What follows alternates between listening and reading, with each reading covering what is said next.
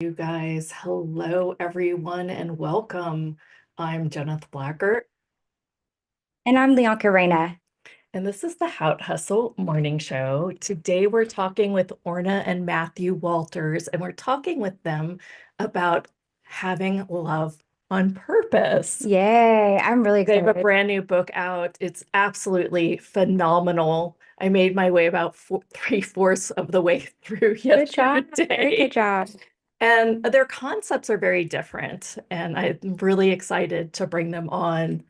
They partnered with Jack Canfield, Les Brown. They've been on multiple TV interviews around the US, and it's just going to be absolutely phenomenal.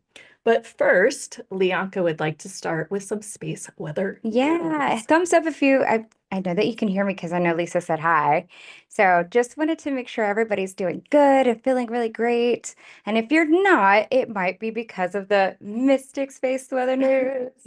So let me jump in. Today's Mystic Space Weather News comes to us from spaceweather.com.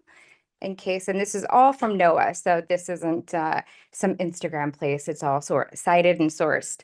So geomagnetic storms are likely today. It says minor G1 class geomagnetic storms are likely on March 13th as the Earth passes through a magneticized I love how I can just pronounce certain words.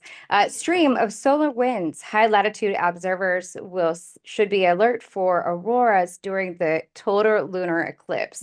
And the total eclipse of the moon is tonight. The full warm moon is about to pass through Earth's shadow, producing a total lunar eclipse. So the lunar eclipse report comes to us from the Pleiadian message. And so I'll just read a little bit real quick. It says the lunar eclipse of the 13th, 14th, so over the night, on March 14th is bringing forth a strong divine feminine energy activation in preparation for a divine masculine energy activation on the solar eclipse by the end of the month on the 29th. And this is important. Y'all listen to this part. As the equinox portal opens on March 20th, it creates an intersection of timelines in the quantum field, making the higher timelines more accessible in the coming astrological year. The lunar eclipse serves as a catalyst for resetting. We hear that a lot, akin to clearing a mother's womb to welcome a new life. It embodies the energy of the void, and it's manifesting in stillness and darkness, a feminine force. The energy invites us to surrender into the unknown, cultivate trust, and being ready to receive. This process also involves the nervous system recalibration and a DNA clearing, preparing you for a light body and crystalline activation during the solar eclipse. Isn't that exciting? Like it really is about the resetting. And during this time, we really are feeling a lot of those ascension energies, especially as we're in this geomagnetic storm right now. There's a stream of charged particles that are coming from that hole we talked about last time. So just remember what I always say, drink water, do your grounding exercise, and give yourself grace. That's what I got for Mystic Space Weather News. Yay. I like that. I like that. So how are you doing, Jen? How's it going? So with my morning brew and woo, today I kind of had an epiphany last night. I don't know if other people have already had this epiphany, Okay. but I have been in this 3-day ClickFunnels training. ClickFunnels is an app we use, but what I found is they just have a bunch of millionaires that talk to you for 3 days, which is That's not a bad thing, right? Surround yourself with so like surround yourself with the 5 most people that you want to emulate. Okay. Okay. I'm down. Yeah. And what I really got out of it was something really simple that we talk about often. Okay. And it's the chicken or the egg. Do your thoughts create your reality, or do your feelings create the thoughts that create your reality? So the chicken and egg, you're saying which one comes first and which one's second, right? Okay. And what really creates your reality? And Okay. I was just like, Well, clearly it comes from like the energy you are, your feelings, your being. Right. We always talk about that. And then after this training, I'm like, wait a second, though. If you are just living a familiar life, I think those are two different things, where actually. you're getting up, brushing your teeth, you're thinking about coffee, you're Okay. thinking about shower, you're living a regular, boring old day. How many new thoughts actually come in your head? None, because you go from the feeling of it. Anyway, it was just kind of a moment that I was like, I'm going to think about this. So there you go, something to think about for the weekend.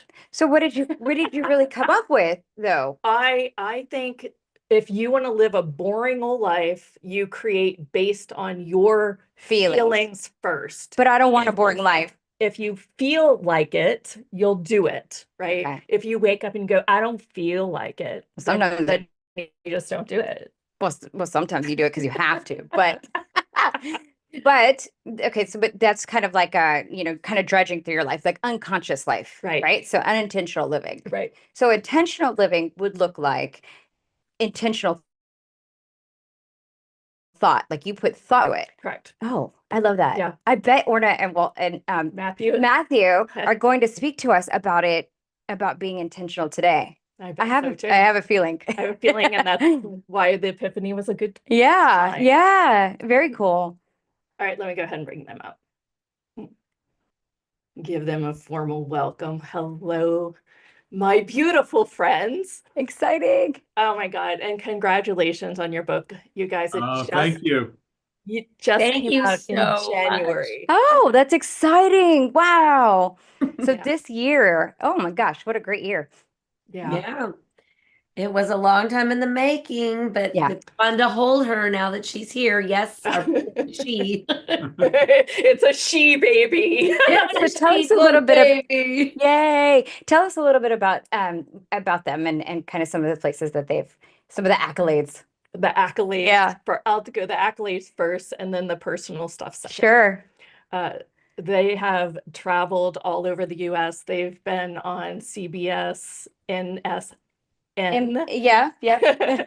and all the other big channels. They've done things with Les Brown. They've spoke on big stages. And what mainly I hear and the stories I hear is if you want to find the love of your life, they are the coaches that you go to. And you mentioned that Jack Canfield actually wrote the foreword to their book. Like Jack Canfield, that's amazing. Wow. Yep. Who also said they're the go-to people. Oh, nice. Very nice. Too. Yes. So I wanted to start today. Oh, and just some of the little nuggets behind the scenes. I had an energetic pull one day on Facebook to reach out to this girl named Orna Benari. And and she was just dating Matthew at the time. Wow. And that was just like this kind of pull. We got on the phone, we talked for a few hours, and she was kind of still finding what she wanted to do in her life. Okay. At the time, and it grew from that. So I've really watched them just grow up in love together. Nice. And when you're with them, and maybe you can even sense it now, you just sense this like warm, adoring, authentic love. Yeah. And I mean, there's couples in your life and things aren't going exactly right. But in their case, it's always been the smooth rolling plane. It's just so delicious to watch. I never have a conversation about Orna complaining about Matthew. Oh. I have conversations about Orna complaining about many other things.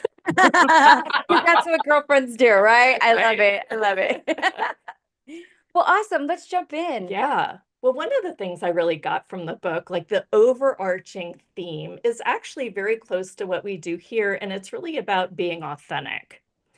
I would like to start and have you share your love story and share, especially in Orna's case, because I know the past, what really changed when you met Matthew? What was changing on the inside of you? Wow, that's a loaded question. First off, I just want to say hi, Leonka and Jetta. Thank you so much for having us here, and everybody else listening in. Thanks for joining us. It's just our pleasure to be here today. And what was changing? You said about this epiphany about, is it your thoughts or your feelings? And in the book, we talk about a think, feel, do cycle. Mhm. But to break it down, we go the opposite way. Well, because that is You how feel you create think, life because on it's purpose. easier to look at your actions and then your feelings, and then it's the hardest place is to go to the thought that triggers the feeling, the emotion. Uh-huh. But Yeah. ultimately, I think when you say what changed within me was, it's not one thing. It was a lot of things. Back when I was really struggling as a single person, we didn't get together till after 40. And for most of my life, I didn't know if I would get married or even if I wanted to get married. I wasn't a girl that dreamed about her wedding day or anything like that. Um, I used to ditch the bouquet toss when I was in a wedding. No, I I know. was like, I'm boy, out. and the gal behind me catches My it. shoe Yeah. needs to be tied right now. Yeah.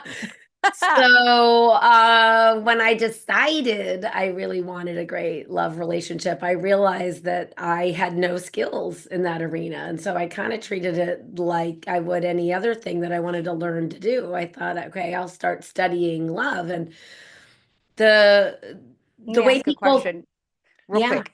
Did you decide that you wanted love or wanted to play in the marriage field before you met your spouse? Or Oh, did yeah. Oh, okay, gosh. so this Many was an years intentional before. thing. Okay.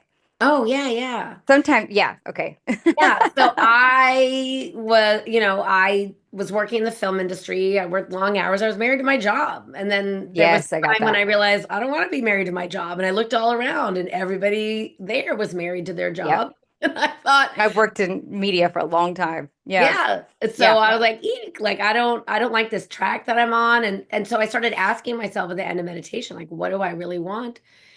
And the answer came like lit up right in my third eye. It's a purple hue backdrop, LOVE. And I thought, Oh. Wow. no, like, I'm glad I asked the question then.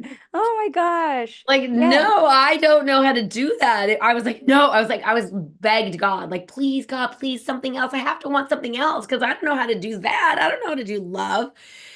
Oh, and so every day I was like waiting for another answer. Like, what do I really want? Love. What do I really want? Love. What do I really want? And then I was like, oh, okay, I'm just gonna have to commit to figuring this out.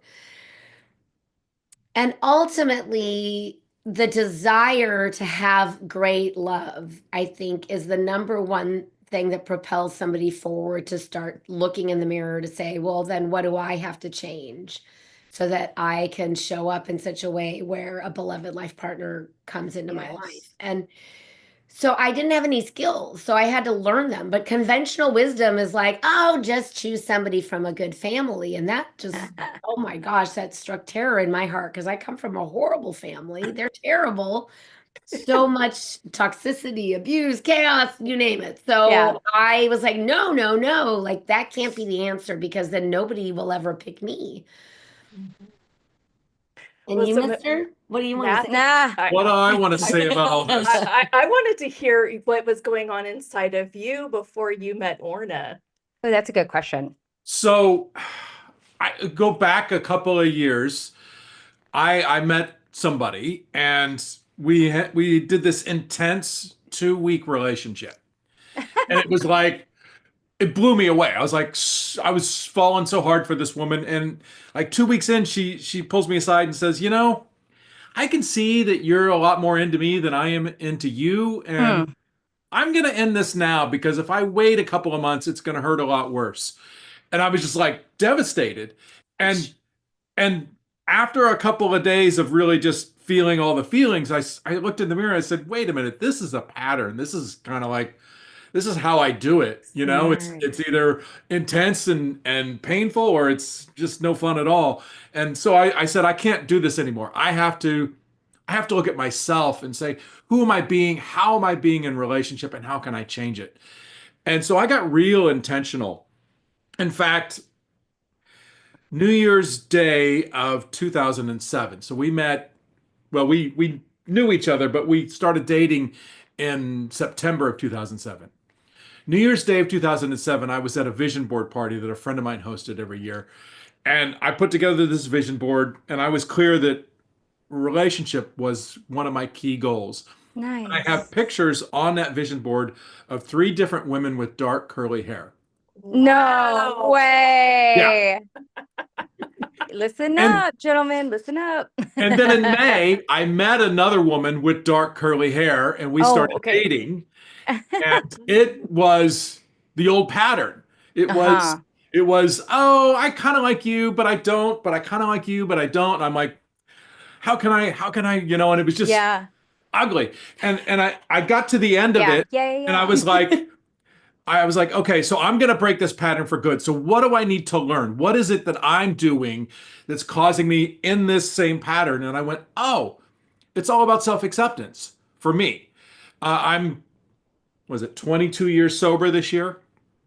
And thank you. And so much of that was about not liking myself and chasing Mhm. rejection and all of those things. And so I thought I'd cleaned it up, but then she showed up to go, wait, there's a little bit left. There's another piece here that you got to get rid of. And I went, okay, so that's it. So that it's about self-acceptance. So flash forward, Orna and I started dating, and we're at her place and she's making dinner, and I make some self-deprecating joke about myself, and she sort of stops and looks at me and says, Wait a second. Wait a second. You Be can't. nice. I bet Yeah, she be said, nice I'd be to nice this guy. Be nice to this guy. I like Oh. him. You don't have to change anything. Oh. You show up as you're perfect as you are, like as a general sense. Because I was telling him the stuff I was working on for myself. I'm Yeah. perfectly imperfect was one of my mantras around that time. I'm Yep. perfectly imperfect, I love it. and so I kind of reflected that back to him. And And for- what happened for you, babe? for the first time in my life, I didn't in my mind argue with her. I didn't say, "Oh, wait, you'll get to know me and you'll see. There'll be things you don't like. I'm not so perfect." Instead, I went, "Oh, that feels really good." I Oh. was able to hear it and accept it, and I part of me like knew I'm home. Here's my place. Oh. I found it. And I gotta say, that gal, the summer he dated before we started dating, I love her because she made me look so good. I was like, I remember when he told me Just set up your spot. I was like, wow. And I will tell you just a little bit of my coming in for the landing, sort of the home stretch. I love it. For years, I went camping over Memorial Day weekend in Big Sur. And oh my gosh, if you've not been to Big Sur, it is just a glorious spot. One of the most amazing places on planet Earth, where the mountains meet the sea in a very dramatic landscape. And it's spiritual and sacred, and there's just so many great places there. And so I had been doing that for over a decade with friends from college. And this one trip, like a bunch of people were coupled up, and I wasn't the only single person, but I think I might have been the only single gal. And there I was in my tent at night, with my headlamp reading this little book, If the Buddha Dated. And I was like, oh, I want this. Like, I really want Oh. worship. And so I remember the last morning we were there, I got up before our group and I hiked up to this big flat rock looking out over the ocean, like one of those amazing, dramatic Big Sur views. And I had this conversation with God, and I said, okay, God, hey, hi, Orna here. So I really would like to share my life with somebody. I'm happy on my own. I really think I'm supposed to share my life with somebody, but I've done everything I can think of doing. So if there's something else that I'm supposed to do, you're gonna have to like flash a neon sign or land it in my lap, because I'm fresh out of ideas. Like, I think I'm ready. And so just let me know what's next. And then at the time, I had my own coaching business with some tools, and I would volunteer at these charity events. So like within a week after coming back home from Big Sur, I was at this charity event doing my thing. And all of the, like the little mystics corner, we would all trade, stuff Yeah. like Yeah. after the event. And so the end of the night, this psychic says, oh, do you want to trade? And I was like, sure. And so I don't remember so much about this. Like I wish I would have known. Like I would have taken better notes if I would have known where my life was heading, so I could give you more details. But I know she opened her tarot deck and said, ask a question, pull a card. And so I'm pretty sure I didn't say my question out loud. I don't think she asked me to say it out loud, but I know my question was something like, is there something I need to do? Like basically that same question that I had asked in Big Sur. What, am I ready? What, where is, what, something, I don't remember. So I pull the card, don't remember which card. Sorry. I know the deck, but I don't remember. And she looks at the card and literally like this, she goes, oh, you're ready, but he's not. So you're kind of in a holding pattern. And I was like, holy moly. You're like, ask God, answer received. I was like, okay. So this was Memorial Day weekend, right at the beginning of summer. So that summer, I dated more than I'd ever dated in my life. I went places I would never. I was like, okay, I was just told I'm ready. I'm in a holding pattern. And I was like, well, then I just have to be visible. Like I have to be outside of the house. Sure. No, seriously. So I was like, I went to parties I never went to before. I went to places where I didn't know anybody at an event. If somebody wanted to set me up, I said yes. I was dating more than I had ever. I was like, yes. I just said yes. Somebody was like, do you want to? Yes. Before they're even done asking. Oh, very cool. Question, and then this guy calls me straight out of the business networking group that we were both part of, like right out of the handbook. Hello, Orna, this is Matthew Walters. I'd like to have a one-on-one networking meeting with you so I can better refer business to you, like literally right out of the handbook. And I said, I'm so busy, I'll call you back. It did. I said, I'm in the middle of like 17 things. Can I get your number and I'll call you back? And she didn't. So I had to call her back a week later. Yeah. Oh, good job. I had not called and he called again. Like, hello. Nice. Hello, this is Matthew. And now I was like a little bit embarrassed that I hadn't. I did have I actually kept it. It was like on one of those memo pads we used to keep, for phone messages. And I still have the original, like where I wrote Matthew Walters and his phone number. I have it somewhere. I ended up keeping it, but I remember when he called and we set this networking, breakfast of all things, and I showed up, okay, blah blah blah, and we had so many. We sat there and talked. We didn't talk about business. We talked about so many things. How fun! And the shift changed, and somebody tried to take our lunch order. I mean, we were there for a very long time. And when we departed, he walked me to my car, and I still remember turning back, to look at him. And I don't know. I think I don't think it was conscious, but I think on some level I knew I was going to share my life with this person. Wow. So I have a Matthew question. Yeah. So did you choose her to have that meeting because she had dark curly hair? I didn't. It wasn't part of my conscious.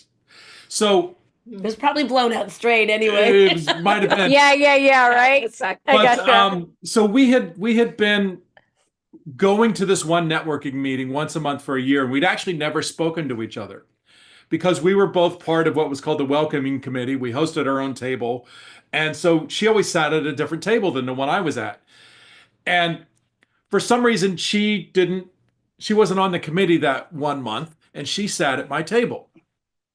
Oh, cool. And I've always been searching. I've always been learning. I've always been growing. I've always been wanting to know more about myself and to grow and become a better version of me. And when Orna was talking about what she did as a coach, she said, well, I'm very intuitive. I use my intuition. And she must have said the word intuition like 20 times. And I'm like, I need to talk to her.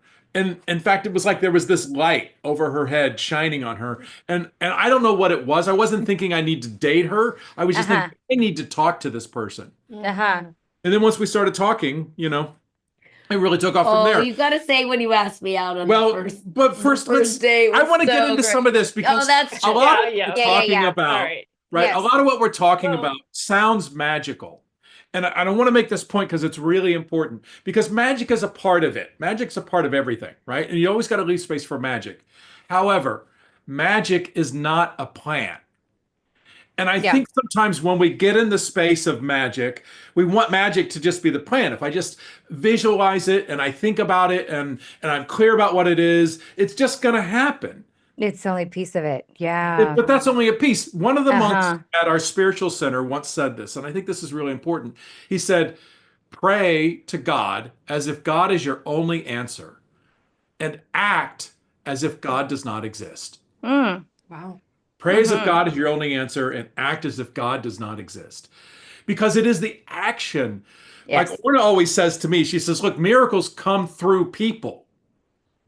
They don't come from somewhere else. Miracles come through people. So you have to be out meeting Uh-huh. people. You have to be out doing things in order to receive those miracles. They don't just come and knock on your door like they're bringing a pizza to you. Yeah, that's why I was like, okay, I'm ready. So then I just have to be out there and Yeah. I'll meet this guy. Yeah. And then what I asked God, but how did the answer come? Through a person. Through the I don't Yeah. know that woman's Yes. name. And I don't remember my tarot card. card.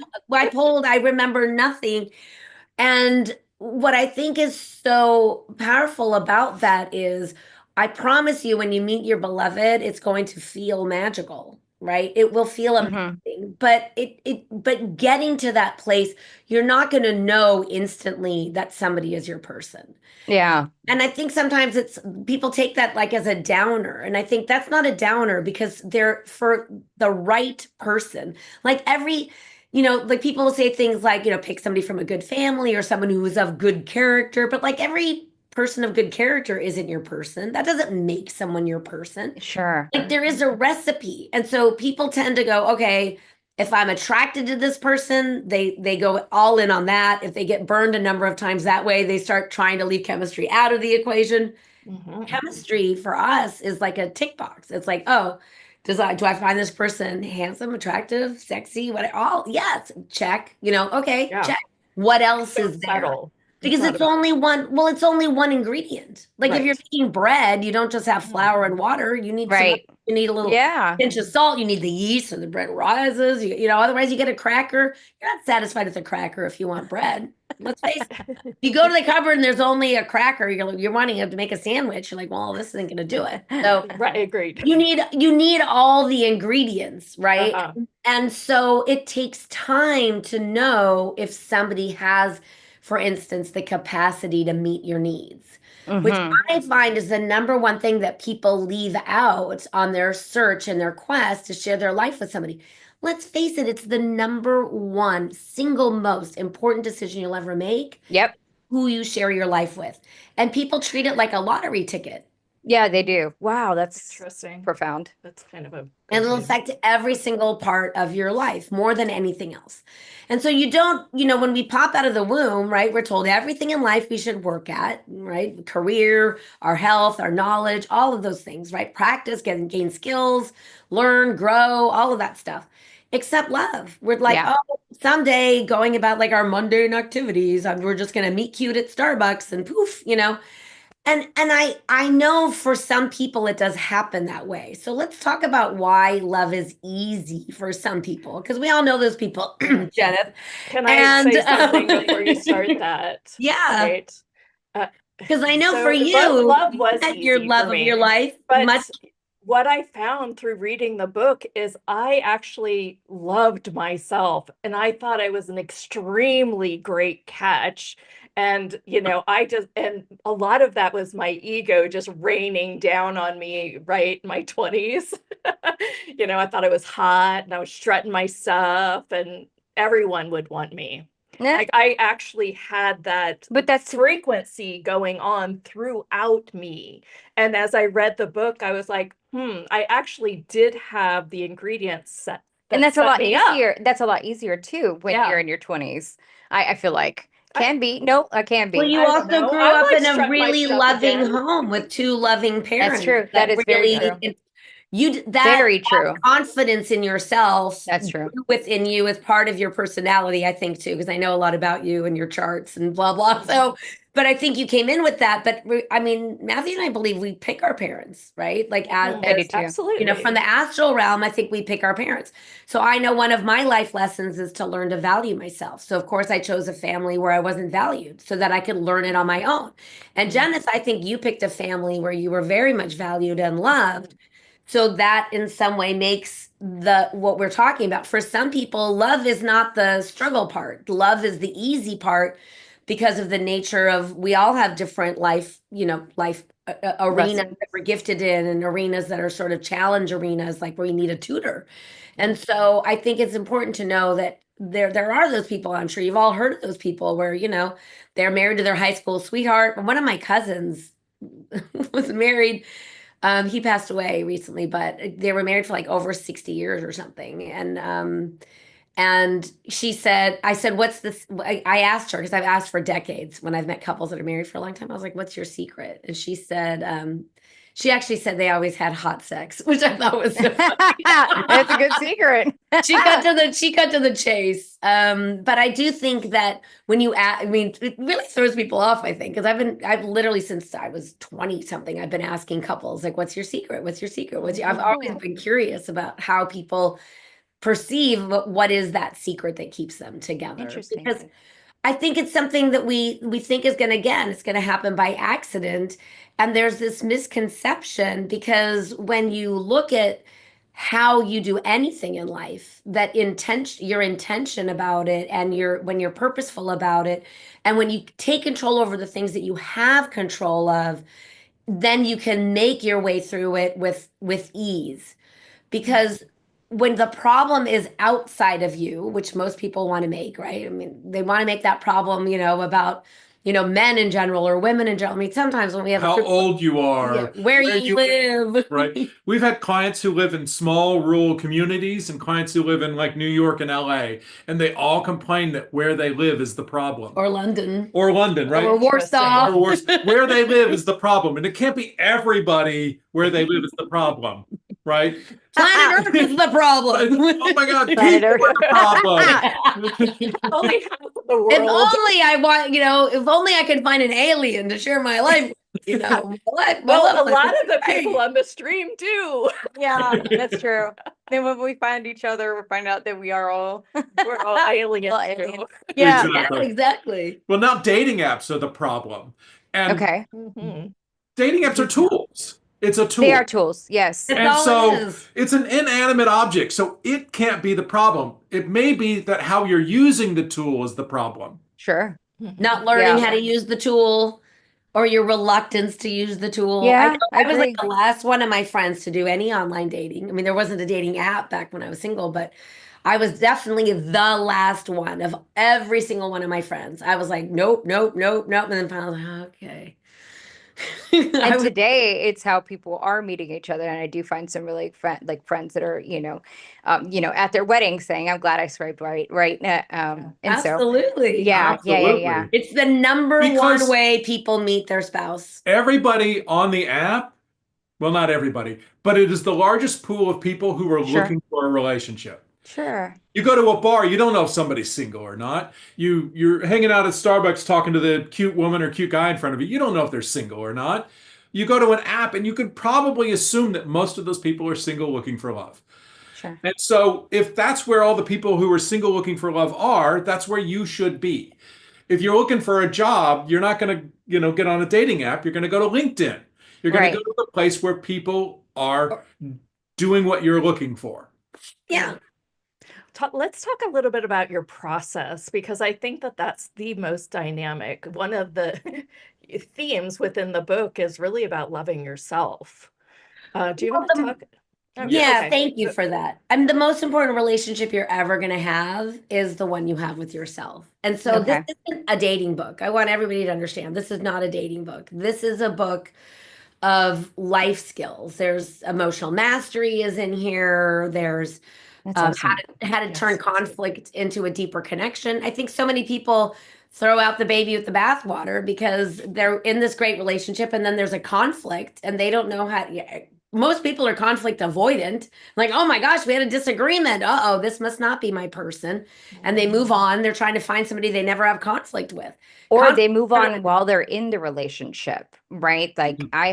I was married before, and I moved on while I was in the relationship, way before we actually signed the paperwork to get done with. So like I threw out my my baby with the bathwater because I didn't know any better. I was really, really young, right?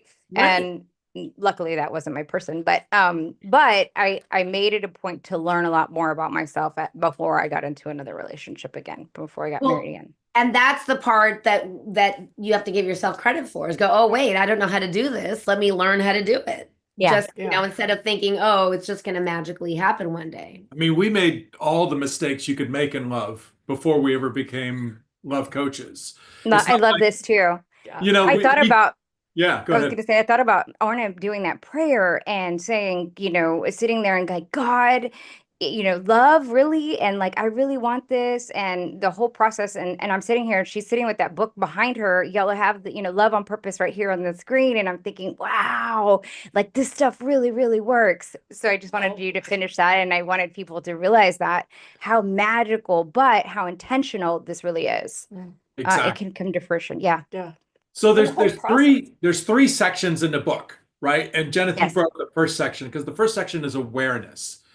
And awareness means you're becoming aware of your thought patterns. You're becoming aware of your emotional stories. You're becoming aware of the core wound that's driving your choices in relationship. And this is really key. This is the piece that really, for us, is a game changer, because you think about a newborn baby. They don't come into the world thinking that all men are going to cheat. Right? They don't come into the world thinking, oh, women are just looking to get my money. They come into the world and they give love and receive love freely from anybody, because they're like the physical embodiment of the energy of love. And then they're born into this very real, very 3D family that has a dynamic, that has their own wounding stories. And suddenly they start learning that love is conditional, that love requires them to be different than who they authentically are. And there's a gap. There's this gap between the way we desire to be loved and the way the people who raise us are capable of loving us. And in that gap, we take on a decision. And that decision becomes the core wounding story, what we call your love imprint. And it goes like this, because children are really great at taking full responsibility in this dynamic. When you're 3, 4 years old, you're not capable of saying, well, gee, Mom, that's not really helpful. What would be great is if you gave me a hug, told me everything's going to be okay, and that you love me, right? We don't have that capacity. And it's oftentimes not even a safe environment to say something like that. Instead, we say, what is wrong with me that my parent is behaving this way? And we take on a wounding story, and then we take on a strategy, and we take on beliefs that support that wounding story. And then when we become adults, that wounding story becomes our GPS for love. The love imprint. And so your love imprint is made up of your limiting beliefs about love and your mental, emotional patterns and your behavioral strategies for giving and receiving love. And so it's kind of like an egg that's made up of 3 parts, right? It's complex. We're complex as people. And so this love imprint is the thing that your subconscious mind drives you to find more people that fit that. Fit that. So in other words, according to the brain science of attraction, we are attracted to what is familiar. And I'll tell you how this works, because the subconscious mind only has 2 buckets. It has one bucket that's everything you know. So that bucket is known. And this other bucket is everything else, not unknown. And so to the subconscious, it has one job only. And that job is to keep you alive. And it does it by the law of association. This is like that. And it says, if I bring you more stuff that's in the known bucket, you are likely to continue to stay alive. Unfortunately, the flaw in the system is your subconscious can't judge or analyze. That only happens in the big prefrontal cortex. So it has no idea if the things that it's guiding you towards, those familiar things, those known things, it has no idea if they're bringing you joy or bliss or misery or anger or frustration. It can't evaluate that. It says, oh, what's known is safe because you're alive. So let me bring you more of that. Right. Yep. Well, I feel a little bit better that now I dated some people just because it helped me stay alive. Like Right, because that's all it was trying to do. And so from that place, you go, okay, So in some sense, you have to think that there's the low bar of the subconscious. Am I alive? Right? Yeah. Survival. But most people aren't in survival. Most people we talk to have to make the jump from simply surviving into Yeah. thriving. Yeah, thriving, yes. Right? And so the place where you're able to do that is by having an inner shift. And this inner shift is what changes your outer world experience Yes. Yeah. when you have an inner shift. And so we always say, look, we're guides to love. Like we don't give our clients something they don't have. We're the guide because everybody's love imprint is going to be a little bit unique to them. There are certainly love imprints that we see over time, or there's similar languaging. Themes, yeah. There are themes. But the way they play out their strategies, two people can have the same love imprint and they can have very different strategies Oh, dealing interesting. with that love imprint. Just like two siblings can be very different growing up in the same family. Yeah. Wow. Or 3 or 5 siblings, and they're all a little bit different. And that's some of that is character and personality, but a lot of it is the decisions that we make. So who here was raised to believe in Santa Claus? Right. No, not me. I'm going to put my hand down. I was raised Jewish, so I wasn't raised to believe in Santa Claus. Okay, so I'll ask. So Leonka, I'm going to ask you. So you were Okay. raised to believe in Santa Claus when you were a kid? Yes. Okay, so at some point you were told the truth that Santa Claus didn't exist. You found it out. You found I out. found it out. Yeah. Yeah. And so were you upset then? No. You weren't? No. I think I just kind of landed on that was the truth. I don't think anyone told me. I think I just landed on it one day. You kind of figured it out for yourself. So it wasn't like Yeah. some traumatic whatever. No, So no. are you disappointed that Santa Claus isn't real? Because you really believed in Santa Claus when you were little. You grew out of it. Yeah, I grew out of it. Are you I don't still- think I was. Are you still No. upset about that in any No. way? Are you disappointed? No. You're just kind of like, oh no, that's not real. Yeah. And energetically, you knew it wasn't real, probably. Yeah, right. I'm all intuitive. Right. Right. No, I mean, it just was, yeah, very matter of fact. There are some beliefs we have, right, that when they change, we just let them go. We go, oh, well, Sure. Santa Claus isn't real. In the moment, maybe we feel duped or we feel a little upset or we're like, what? But then we go, oh, okay, whatever. And we move on and it does Sure. affect us Yeah. as we grow into adults. Yeah. Other beliefs, though, that are very sticky. We call these emotional stories, right? Okay. Because the brain is really great at creating a narrative, really great at creating meaning by creating a story. Well, this happened and this happened and this happened, so therefore this must be true. I think I created a story around Santa Claus. So I was like, oh, but the magic of it is real. There you go. I love that. So I But kept that's a useful it has a story. spirit alive, right? So I created a story about it to make me Right. feel better to, whenever I to share stuff with my son or like, oh, and all the movies, the magic of Santa Claus is real, right? So Exactly. Yeah, that's how I kept exactly. it real. And that's a useful story. Yeah, It's sure. useful. And so Yeah. we have emotional stories that are useful, and we have emotional stories that don't serve us because they don't help us live the life we want to live. Okay. And so when we think about these limiting beliefs, the reason why I use Santa Claus as an example is because if you were raised to believe in Santa Claus, you really believed, but you don't now, and you're not thinking about, oh, that's too bad that Santa Claus doesn't exist, or whatever, or you carry the magic forward, or however you sort of deal with it. It's not some big thing. You used to believe something and now you don't. Like when we think about limiting beliefs about love, for example, I used to believe all men would cheat. I thought all Yeah. men. And I remember when I started dating Matthew, I mean, he had his hypnotherapy practice and he had an office in Beverly Hills, and most of his clients were women, and he'd be, at his office until 9 or sometimes 10 o'clock at night. I never had any like, oh my gosh, what's he up to? Like Yeah, you not didn't even have any like of those nothing. kind of- Didn't Nice. that belief, I'd already changed that limiting belief before Wow. connecting with him. And so when you start looking at these meanings that we've assigned to things, we can start deciding, do we want to hold on to that meaning? Because the meanings are malleable. Like when we talk about your love imprint is formed in your family of origin, it's not the responsibility of your parents, it's yours.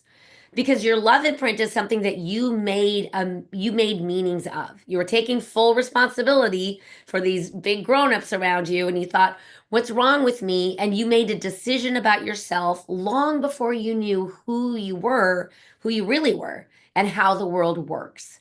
And we're moving through the world as if you're struggling in love, you're still moving through the world as if it's true. That decision you made as a small kid, you're still picking somebody that matches that core wound, because that core wound is familiar, that familiar dynamic. And so when we look at wanting to change that pattern, the first thing you have to understand is, what is it? What's that love imprint? And so that's in the first part of the book, and that first part of awareness. Okay. Then the second section in the book is called transformation. Because it's time to make that inner shift. Yeah, Exactly. because now it's time to make the inner shift. So a lot of the book has stories and client examples and Lots of all kinds of stories. stuff. But at the end of every chapter, there are exercises. And the Okay. exercises are key, right? In the awareness part, it's a lot of questions, so you can answer them about yourself. So you start to discover things about yourself. It's diagnosing your love imprint at the end of the first section, at the end of chapter 4. And then in transformation, we start giving you a lot of these, what we call pattern interrupts. Okay. Okay. Okay. So there's a lot of ideas about how to change a thought pattern. And one of the hardest ways to do it is to just sort of push through and think your way through it. It's like, I've tried that. force this to change, right? Yeah. And it's like, it's a lot of work. It's like Sisyphus rolling the rock up the hill. It just keeps rolling back down. Instead, you want to create little spaces of interruption, because science has proven over time that the more you do an action, the closer the neurons that are connected to that action get in your brain. It's like the more you fire off that pattern, the closer these neurons get, and it creates a very well-worn groove. And you've got to interrupt that groove and show your brain a new way of being. And you got to keep interrupting and interrupting and interrupting until at some point you're faced with that same situation and you go, no, I'm not going to do that. I'm going to do this. And you make a new choice. And that's where you take responsibility and you take your power back. So one of the great pattern interrupts we have is noticing and discovering your limiting beliefs and shifting them. And we do it through something we call the bracelet exercise. So you get a stretchy bracelet. I love this. Or a hair tie. Or a hair Yeah. tie. Yeah. Yeah. Whatever you like, and you wake up in the morning and you intentionally put it on one of your wrists. I always Okay. start with the right wrist. And during the day, if you notice yourself having that thought, you stop, you say to yourself 3 times, cancel, cancel, cancel. Okay. You take the bracelet off, you put it on the other wrist, and as you put it on the other wrist, you say an affirmation that shifts that thought, right? And so you're moving that bracelet ideally back and forth all day long because you're noticing how often you have that thought and you're interrupting it and you're giving yourself a new way of thinking about it. Yeah, so this is a tool, right, to take something that's unconscious, to bring it into consciousness, to shift it into a new thought pattern. So for example, I use my limiting belief that I used to have that all men would cheat, right? Take it off. Oh, all men would cheat. Ooh, take it off, right? Love it. Cancel, cancel. And then my affirmation was, the men I love are loving me respectfully. Oh my gosh, I love this so much. I love I've heard a the little men version. I love Yes. are loving me respectfully. And I don't have them right here, but we actually partnered with the launch of the book. We partnered with a jewelry company out of Asheville, North Carolina. They're called Soulku, Soulku. How cool. And you can go to soulku.com and get a Love on Purpose bracelet with sacred gemstones. So it's Oh my all gosh. sacred gemstone jewelry that they have at Soulku. They're all handmade by moms. Is that the cutest thing Oh, ever? cool. And Yes. when your bracelet comes, it's mounted on a little card in the packaging, and it'll say the person's name who assembled your piece will be on there. So it's signed by the mom who made it. I love that. And there's 2 kinds. There's one that's rose quartz with rose wood, a stretchy bracelet. And the other is moss agate and robles wood. And so we picked a green stone for the more, I would say it's a little bit more masculine or feminine choices, but I like the green And it's a like lot, the heart actually. chakra. Yeah, exactly. We aligned it with the hot chakra. We picked something green, and of course, Very rose neat. quartz for love. But remember, the most important relationship you have is with yourself. So this is Yeah. about transforming your relationship with you, because if you want somebody to treat you lovingly and kindly and with compassion, then you have to speak to yourself that way. We hear it all the time. Speak to yourself like someone you love. But how do you learn to do that? This bracelet exercise is literally the tool that changes those negative thoughts into positive ones. And one of the reasons why this was so important is because back in 2000, the year 2000, so Eh. 5 years ago, I actually would make resolutions back then, and I decided I was going to do my first triathlon, and I did. And so we were one of those swim, bike, and run events, and I did many of those events. But that first year, I was also rereading actually, as I'd found it in the 90s, the Louise Hay book, You Can Heal Your Life, which was Yeah. so transformative for me. And so while I was swimming, biking, and running, I had made up a little I love and approve and accept myself song. So I'm running and I'm swimming and I'm biking. And I was just the whole time singing my song about loving and approving and accepting myself. And all these seemingly miraculous things started happening.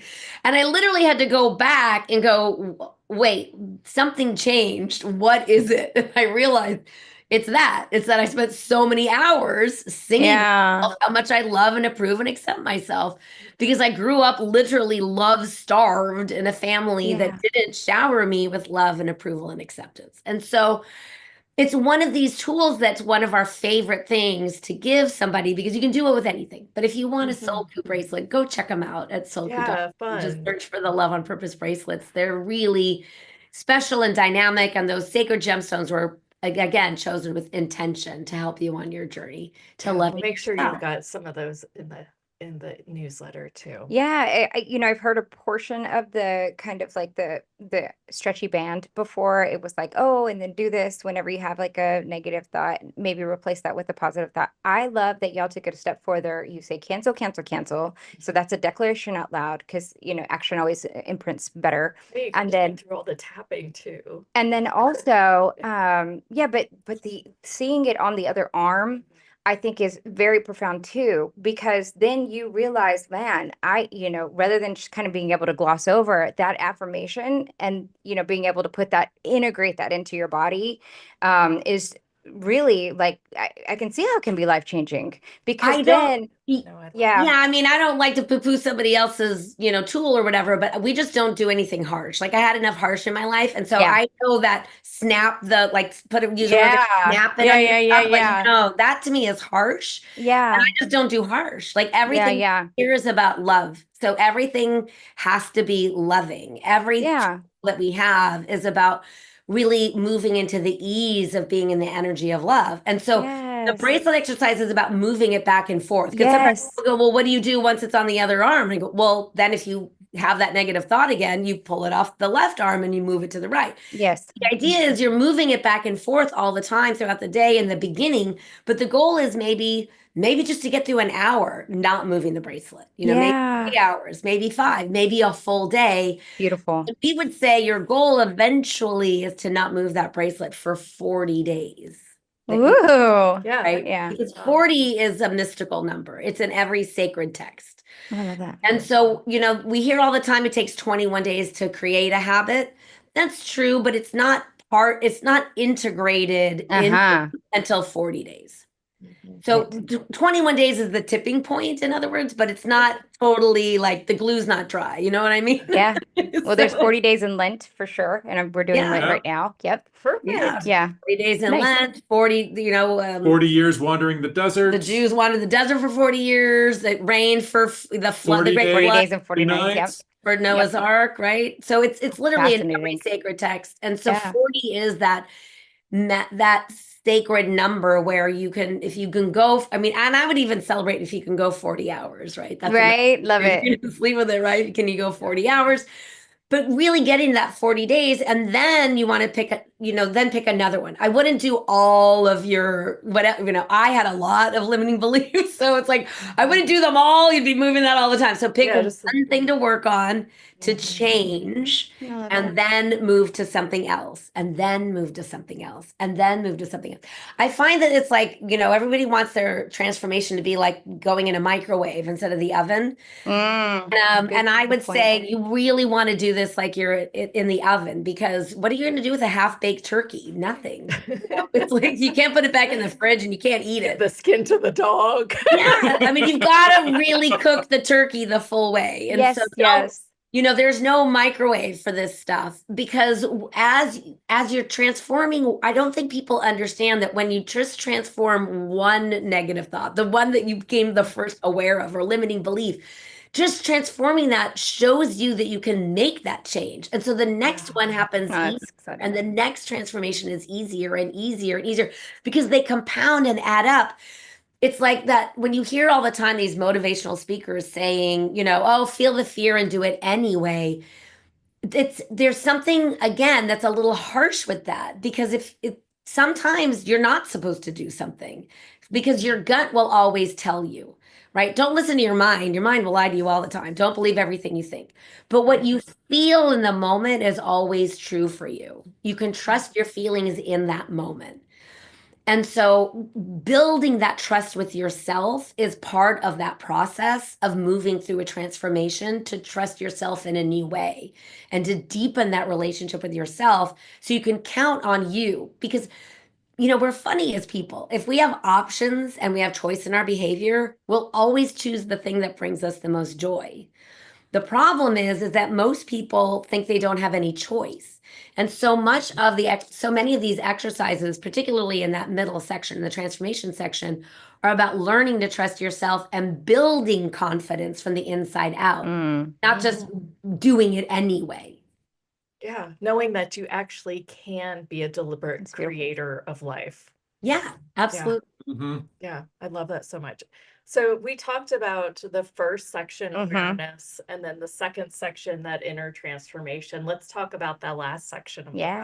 So the last section is the one everybody wants to jump to, right? Because the last section is manifestation. It's manifestation. And that's the shortcut. Right? We all want to jump to manifestation, and you need awareness and you need transformation first. You need to know where you are. We always use this. Set us up. Exactly. You always need to, if you go to the mall and you're looking for the fancy luggage store, you want your Toomey luggage, right? And you walk up to the map at this new mall you've never been at, and somebody wipes off the "You Are Here" spot on the map. So you don't know where you are. So you got to wander through this mall, hope you're going to stumble upon that store, right? Awareness is the "You Are Here" spot. So you know where you are. And then manifestation is, so this is where I want to be. Yeah. This is where I'm going. And we really guide you through creating that vision in a lot of different ways. Because one of the things that's really important in long-lasting love is that you share values, is that you believe the same things are important, or at least you have enough similarities in your values that when life throws you curveballs, because it will, we all know that, whether you're single or in a couple, stuff happens that we don't have control. Yeah. And so when that happens, your partner stuff comes up, your stuff comes up, you have different strategies, maybe different emotional reactions to what's happening, to the stress in your life. And if you don't both believe the same thing is important, it's going to drive a rift between you.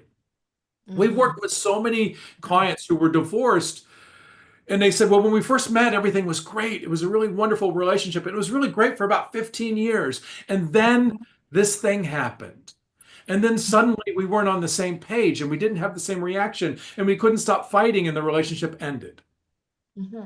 And so part of the selection process is being able to find somebody who shares your vision, who shares your values. One of the funny things when we were early dating, I said to Orna, and I can't remember what we were talking about, but I said, you know what? I never want to retire and I want to live to 100. And Orna looks at me and goes, sign me up. We were like both on board with that plan. One of Yeah. the other things that's really important to both of us, separate to us ever coming together, is that our lives are fully integrated, meaning the work we do is a reflection of who we are. We don't have a job Yes. that Yeah. then fuels us to do something else. And I have no problem with people who make that choice, right? Sure. If you want to make money and use the money to fuel all your activities and your hobbies and your interests, that's a great way to do it. But for us, our work has to be a reflection of who we are. So of course, after, being engaged for a year and a half and a month before we're getting married, we decide to form a business together about love. Actually, we didn't decide. Well, yes. I always joke we do love on purpose, but business by accident, because we started working together because we had this opportunity to speak together. And that just sort of showed up, and we took this meeting, and this guy in Hollywood with this spa and had this great space next door that he'd taken over to do these monthly motivational talks. And somebody recommended us. And we realized right there in real time in the meeting, he just assumed we already did stuff together. We had never done anything together. And so, we're not dummies. We said yes. He gave us a date, and we were going to be the second, speakers at this new thing he was starting to do. And we're like, okay, we have the date, and our people call your people. Great, great, great. We go down to the car, and we're like, what are we going to talk about? And so it took a little bit of time and thought. And eventually I was like, well, why don't I share, why don't we talk about how we created this relationship, and I'll share my journey to you, and you can share your journey to me. And we had this opportunity to make an offering. And so we decided to put together a weekend workshop we'd offer at this spa at the end of the talk. And we called the workshop Creating Love on Purpose. I love it so much. Yeah, we had no idea we were starting. We didn't know that was going to be a business. We didn't know what it was, Hey. but it was something that was really important for us to do. And at the end of the workshop, the response we got from the participants blew our mind. We were like, wow, we're really onto something. And Yeah. yeah, we started working together and creating Love on Purpose. I mean, our individual businesses phased out over another year and a half or so. And I remember when we made the commitment to just go full in, and that's when a lot of things sort of blossomed and changed. And that's right around when Jeneth came into our yeah, that I was lives. just going to say Oh, that. cool.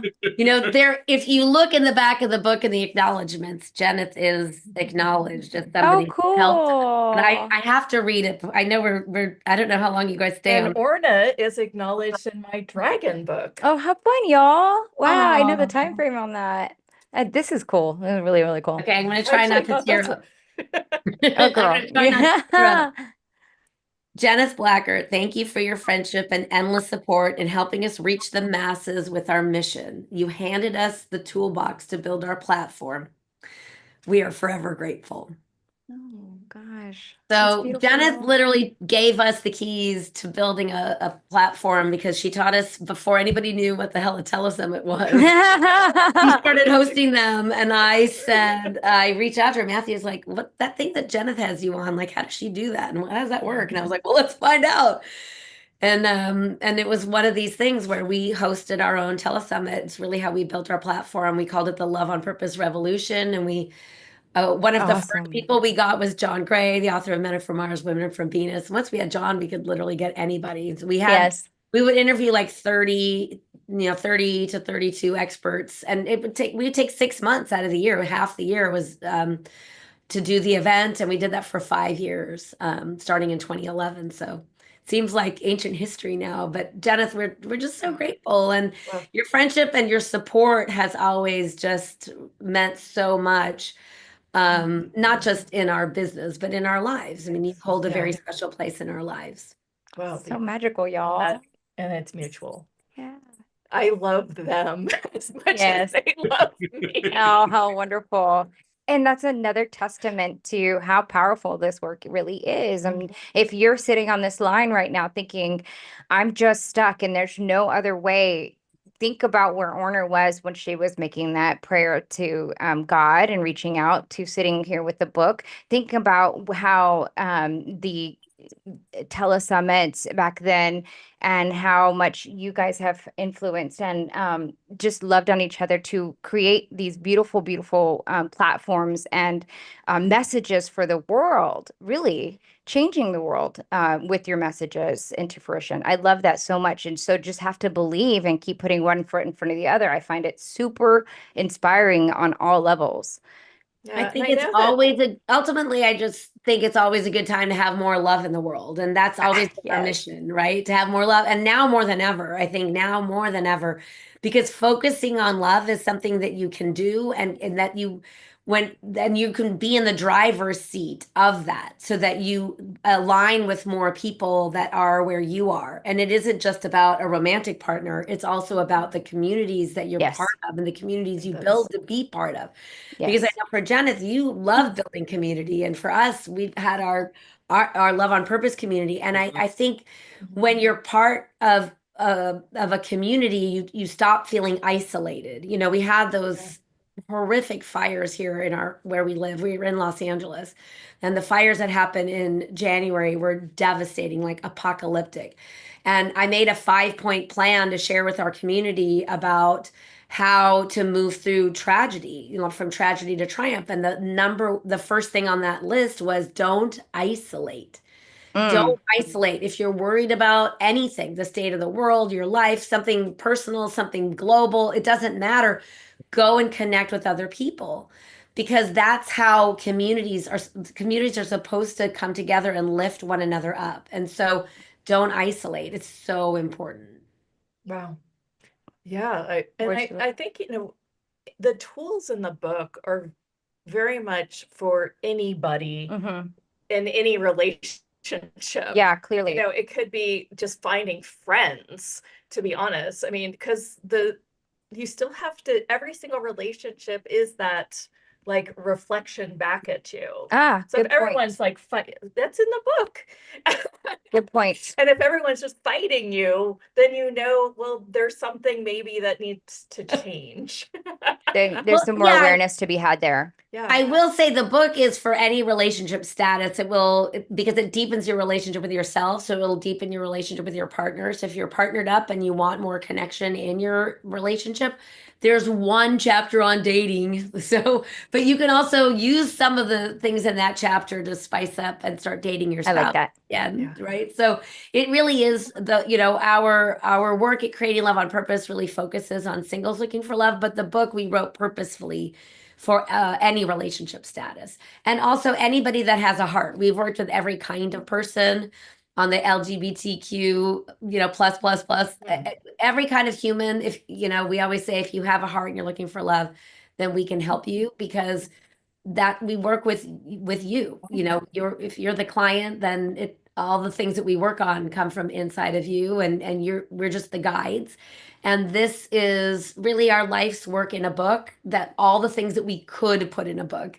We have like our Walters, what we call our Walters method processes that you can't read, right? You can't read and Because they're experiential. yeah. And so Love those that. experiential things where we guide a client in session, those are not in the book. I think that was the hardest part about writing it, was to figure out what actually can go in the book and be of benefit, and what has to stay out and stay in our coaching practice. That brings There's so that much brings me in to, here. sorry. I was I'm going to say, that sorry. brings me to a good question.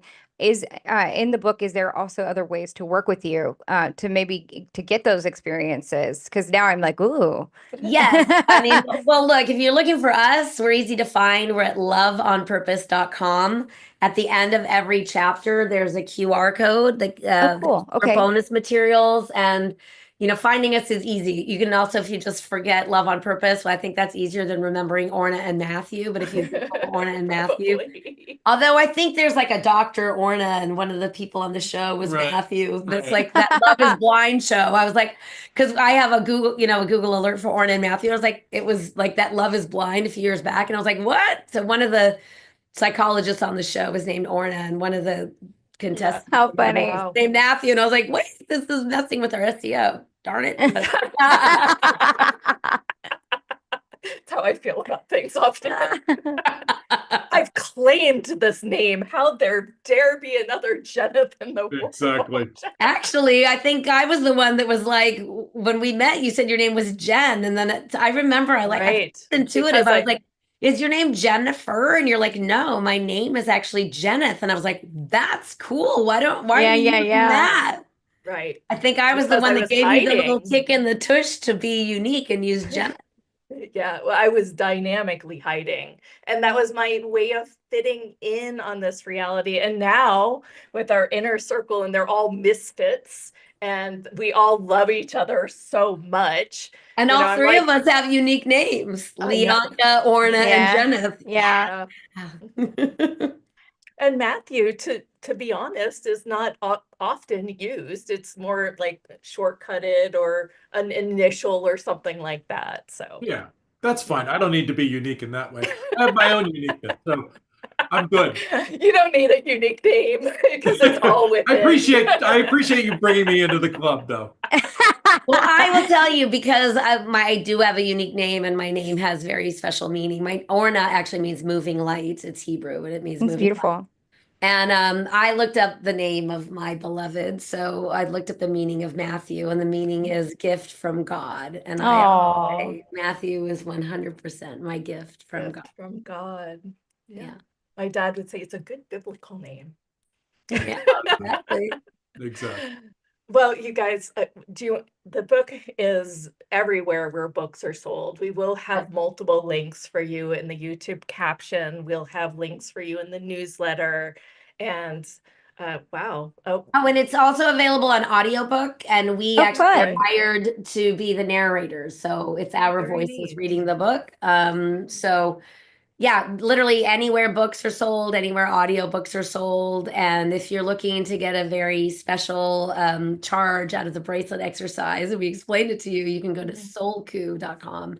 And I'll go ahead and put that in the newsletter too. And this feels like a full circle moment. I'm gonna. It is. It is. You Y'all know, take it Jeneth, in. I like, love it. I remember at the very beginning when Let's keep the circle going. It's turned into the sacred spiral. There you go. There Oh you no, go. I like Lianka was doing an infinity. I like that. Infinity. Yeah. Yeah. But I mean, I think back to that version of me when you reached out and we got on the phone and you're like, so I want to have you on this, it was the telesummit. I didn't know what that was. I think you described it with some other words, but and I was like, oh gosh, I don't actually know what I'm doing right now. Can I think about it and get back to you? Like I didn't say yes right away because I really was in this transition period, and I think on some level you worried I wasn't going to ever call you back, but like about 2 weeks later, I had a said yes. It was like a nudge, though. I mean, most of the people that I bring on that I want to interview, I get this like inner nudge, and we call it intuitive. And since Orna was already publicly out there as intuitive, there was something inside of me that just had that nudge. Well, I mean, not only was it, those early connections certainly had to do with creating something to be a benefit to other people in the world, but I think the biggest benefit of our connection is our friendship, which I cherish. Of course. And then words can never say. Oh, I heart you. How beautiful. I heart you too. Wait, there we go. Actually, Any last words? We do it this way. There we go. Oh yeah, what's the new there? Oh, is that what all the kids are doing? Millennial ones. All the kids are doing it. No, it's like this with the little ones. Oh, that's pretty. Yeah. So yeah, any last words or parting words for us today? I would say that one of the things that we didn't really cover is this idea of getting into the driver's seat of your love life. And if you are somebody who's dating and frustrated with it, what you'll really get out of this book is learning to date from your power instead of your pain. People tend to date from their pain. So if we can help you, there's lots of ways to work with us, and you can find us at loveonpurpose.com, and of course the book anywhere books are sold. Yay. Fabulous. Very exciting. Very exciting. All right. Well, thank you guys so much for being on the show. Yeah, thank you. This has been a lot of fun. Yeah. super I feel fun. very Thank you. giggly now. I know. Like something about it, just like, It must be in your presence for sure. For sure, for sure. yeah, Thank y'all. thank you. Bye for now. Bye. Thank you guys. We have just a couple announcements. Do you want to share that one? Sure. We want to just remind everybody that we always believe in giving back. So a portion of the proceeds go back to riseup.com. They're doing a lot of great things right now. They refurbish computers and laptops and tablets to send to other people that are in need. So for use, mainly students, for use in education and wellness. And then also we have a few things that we always highlight. We highlight our Mystique Society. And last night they met. So Judith can give us a couple highlights about that. Oh my gosh, we had so much fun. But we ended up getting on the topic of tree hugging last night. How fun. And how it's like just nature teaches you. And it was just so epically beautiful. I got off the phone. I was just bebopping around. You all said, night. yeah, y'all met for like 2 hours. No one wanted to get off the line. Yeah, we're gonna make a little play date so that we can actually have an earlier call at some point so that we can go out in nature I love together. that. Just take our Zooms in the backyard or something good like that. I love that so much. And we're putting a Facebook group together, which is another big highlight for the group. So thank you guys we actually have that set already today. You'll get an invitation later today if you are listening to this. And we meet once a month and it's absolutely phenomenal. And again, like I said, it's kind of a group of weirdo and misfits and those of us that are really open to be whatever we are without trying to fit in and collar yourself Jen so that you fit in the box of this reality. So Mystique, we also have the chakras. It's a newer program. It's with the harmonics of the chakras.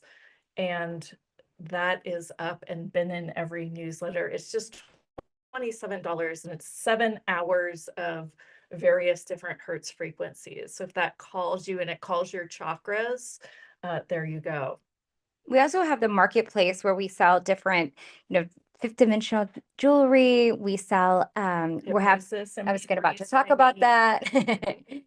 One for weight loss, one for just basically resetting yourself. There's even one for social media if you have some, scarcity or some hidden stuff where you're not really wanting to get out there. It's really about confidence and just being bravery. We also have the Amazon shop where we've been sharing lots of times Jennifer will share that on the Morning Brew with Woo and feature a product that we feel is more beneficial. Maybe it has some benefits of not being just straight up Western medicine. She's got a nutrition background. This is stuff that I've already bought myself. And does the research on. A ton of research on. And love them so much. And even these headphones are on there because I live in these and do all my hypnosis in them too. It's awesome. Cool. She has a book that she mentioned, which was the 7 Dragons to a Healthy Guide to a Limitless Mind. Thank you. And Falling in Stilettos, which is a novel and takes you through. It's a practical novel that has, She's like, oh yeah, my books that Orna is mentioned in that first one. And so I just wanted to make sure that we talked a little bit about that as well. Fabulous. Yeah. I guess that's it for today. We'll be back next Tuesday with Suzanne Alexandria. And so many people have written in about her last call. It was phenomenal. Just like, we've got to get her on for another encore. She's so real and authentic and really takes you for a ride. And this next call is really going to have more of a focus on the Akashic records that she does instead of Mary Magdalene. So that's coming up on Tuesday. You guys, thank you. We meet the same place, same time every Tuesday and Thursday. Join us here. We'd love your comments on YouTube. Be sure to like. Yeah, tell us your favorite part of the show, what really changed you, what made you grow. We'd love to hear it. So make sure you subscribe. And if you hit the bell on YouTube, you also get notifications. Yay. Well, thank you. You can always reach us at team@howhustle.com and be sure to sign up for our newsletter at www.howhustle.com. See you next. Bye, everyone.